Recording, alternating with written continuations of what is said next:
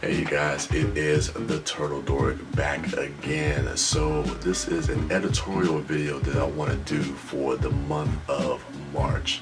Now you guys have heard me say throughout many reactions and reviews and a lot of my other videos that the month of March was a month that is going to be filled with a lot of stuff for us geeks, nerds, and all dorks alike.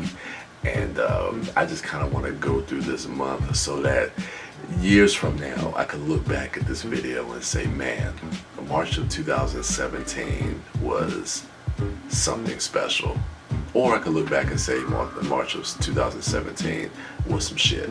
Either way, I want to document this so I can look back and remember this month of geekness, good or bad. So starting with March 3rd, we have two films in limited release. First, we have Headshot starring Iko Uwais. Now, the trailer for this was released a couple months back, and it premiered last year at the Toronto International Film Festival, if I'm not mistaken. And I know that our own Disco Dork saw it at Fantastic Fest. So this is a film I'm extremely looking forward to. I've said before in the reaction that Iko Uwais is a guy that he has a ferocity on screen, and it's going to be something exciting that I'm definitely looking forward to. He's not working with Gareth Evans, but he is back, and I'm excited for this new film. And of course, in wide release, we have Logan, the final performance from Hugh Jackman as the character of Logan in Wolverine. Now, with March 3rd rapidly approaching, a lot of reviews have come out for the film. I've stayed clear and away from these reviews, but from what I'm hearing, from what I have seen, is that this movie is definitely something special, and it definitely ends his run as Wolverine on a very high yet emotional note, a very fitting end for Hugh Jackman, which I think is appropriate for what he's given us these last 17 years playing this character, a character that he has shown that he cares deeply about, that he loves, and he definitely wanted to at least give this one to the fans for us to go out on this note. So I'm extremely looking forward to that. Now, the following weekend we have Kong Skull Island on March 10th.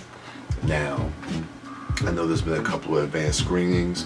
The final trailer just dropped just a couple days ago, and it looks incredible.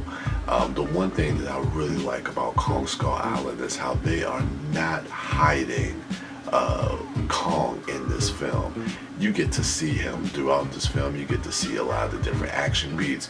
Now, I hope they're not giving too much away in this film, which I don't think that they are. But unlike what they did with Godzilla back in 2014, there was a lot of complaints from fans. I guess I don't think it's really that warranted, but if certain fans may have had complaints about not seeing Godzilla a lot in that film, I thought that film was done pretty perfect in as far as in reference to a lot of the older Godzilla films, as a film that kind of taking certain homages from that, and I don't know, I think that worked well for Godzilla. The only thing that I really didn't like in Godzilla was the fact that the film itself just looked too dark. But anyway, we're talking about Kong Skull Island. This movie looks incredible. The cast is amazing. You got Brie Larson, you got Tom Hiddleston, Sam Jackson, John Goodman. It's stacked, and the trailers have not disappointed. So it's definitely got me excited for that film on March 10th. Now, the next day we go to television on March 11th. We have the premiere of the 5th and final season of Samurai Jack. Now, I don't know how many of you guys out there are fans of Samurai Jack, but I know for me, I'm a huge fan of Samurai Jack, and I'm excited to see this final season that's going to wrap up this story for our hero. The trailer dropped a while back, and of unfortunately, we don't have Mako back for the voice of Aku, as he passed away a while ago. But it looks like they're taking this story in a little bit of a different direction. Now, from what I've heard, that this is going to be a 10-episode series that is going to wrap up everything, and I'm extremely looking forward to this. So we get to start that 10-episode run on March 11th. Now, the weekend after that, March 17th, we have 3 films coming out, starting in limited release. We have T2 Trainspotting. This is the sequel to Trainspotting that came out in the early to mid 90s. I can't remember exactly when, but this came out during that Renaissance era of independent films, of Miramax and Dimension Films, when they were really just coming out with a lot of great material in the mid, early, and even the late 90s. So this is definitely like the original film is definitely a staple for a lot of people that really hold that film close to them, and I'm excited to go back and not really revisit, because I haven't seen the original one. Shh, don't tell anybody.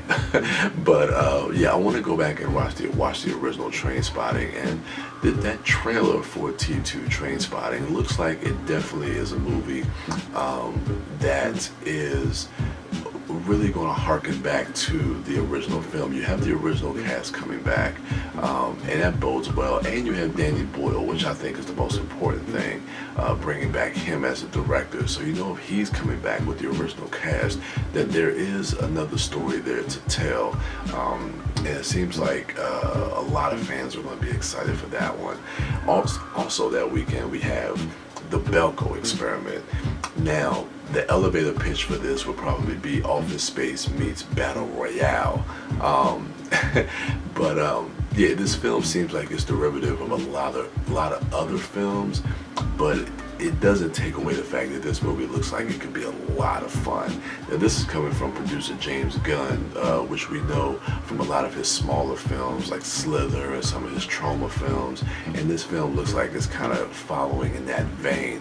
But from what we see, I think this could be a lot of fun.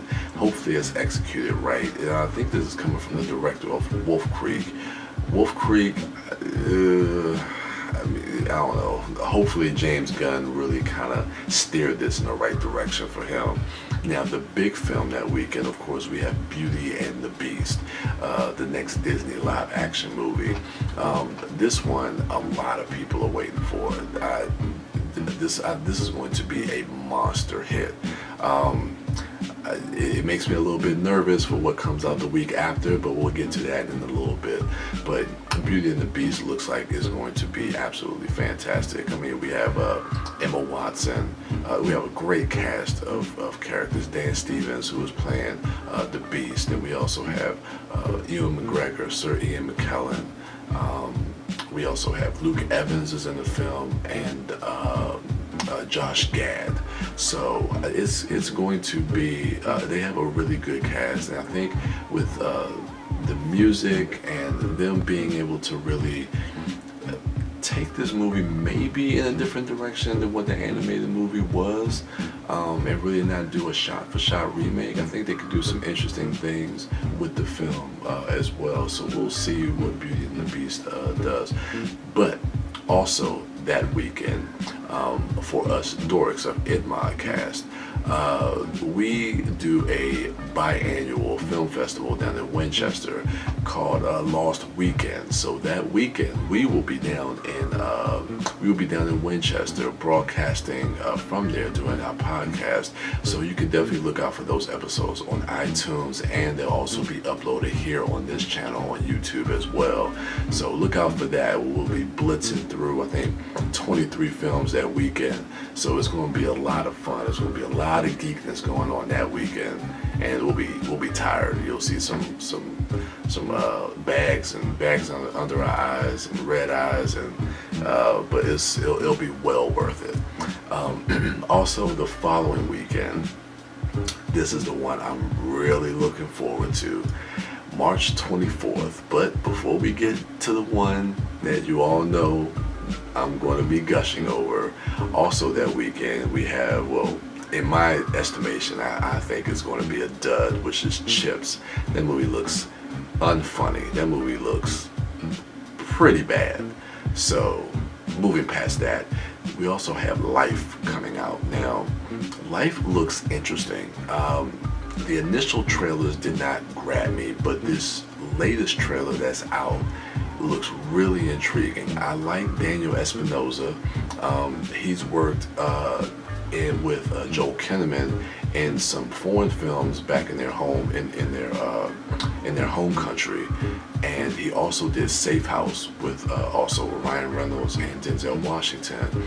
So doing a sci-fi thriller looks like it's something a little bit different for him, but he's definitely a very capable young up-and-coming director, and it's got a great cast with Rebecca Ferguson and Jake Gyllenhaal also in the cast as well.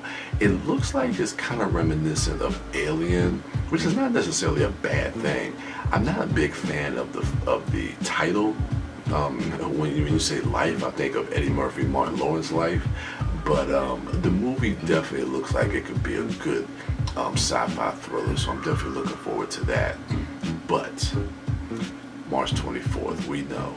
And I'm not going to go ahead and get too deep into it, but we know what that weekend is, and what's really really making this month for me is Power Rangers. Yes, that comes out March 24th, and I am super ecstatic for this movie. I cannot wait to see this movie. I will be there Thursday night in my seat, on the edge of my seat, just like a kid in a candy store. I'm reverting back to my 1993 16, 17-year-old self. Yes, I was that old when Power Rangers came out. It may have been a little past my time, but I absolutely loved it, and I'm going back there when I sit in this theater to watch this movie. Everything that I've seen, I love the trailers, I like the tone.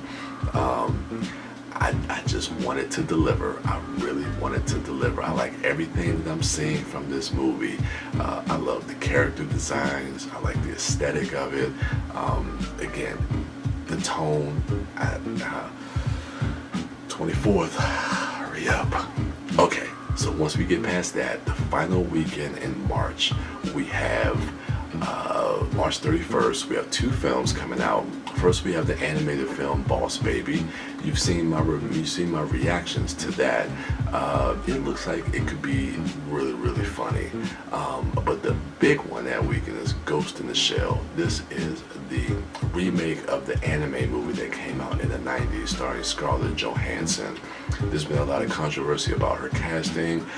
I kind of want to move a little bit past that and just see this film, judge this film on its own merits, and see if it's any good, see if her portrayal of the Major is any good. What we've seen from the trailers, I really, really like. The director, Rupert Sanders, has a great visual eye. He did Snow White and the Huntsman, which in my estimation is a bad film, a very boring, bland film, but it is a gorgeous film to look at. You definitely see that he has an eye and an aesthetic for visual effects and visual storytelling, and I'm hoping he can bring that. But coming off Snow White and the Huntsman, the only thing that really makes me nervous about Ghost in the Shell, and because of how dense that anime is the story. Can this director really bring forth a story that's going to be appealing to the mass audiences? And it needs to be, because of the budget of this film. It has to play across a lot of different audiences, and hopefully the story is strong enough that's going to really have people gravitate towards it. Now, I did move past something also on March 17th. That weekend, we have on television, Netflix is dropping their final series for the culmination of the Defenders, which is the final Defender, which is Iron Fist. So Iron Fist is dropping on March 17th. So that is one that I'm really looking forward to. I'm actually hearing some things that's giving me a little bit of pause, but I've been happy with a lot of the Marvel Netflix series.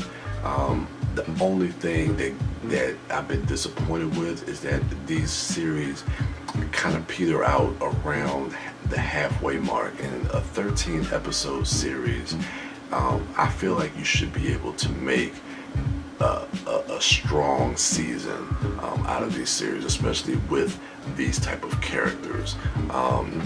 The Marvel Netflix universe really gets me excited, but as much as I love Luke Cage, spoiler alert, after Cottonmouth dies in like episode 7, that series just takes a turn for the worst. It really does. I thought Daredevil season 2 kind of stumbled to the end, and Jessica Jones I felt was the same way. So I'm hoping Iron Fist doesn't kind of fall into that same category, but we just gotta take a wait and see approach.